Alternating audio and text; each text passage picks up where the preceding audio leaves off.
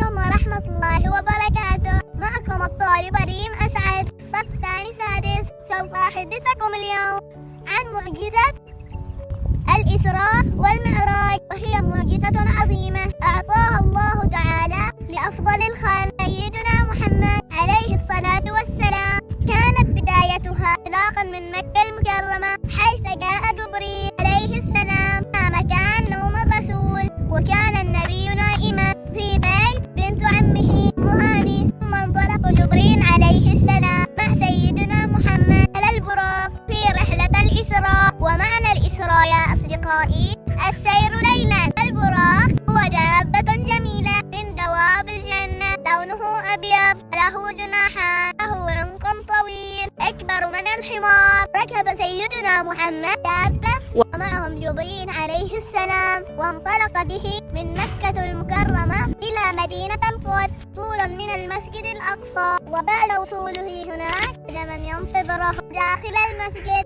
وكان الأنبياء جميعهم ينتظرونه، فصلى بهم ركعتين. وعندما انتهى أعرج به جبريل عليه السلام إلى السماء العليا، عرج إلى 7 سماوات وصولا من المسجد القدس وصولا إلى الملك.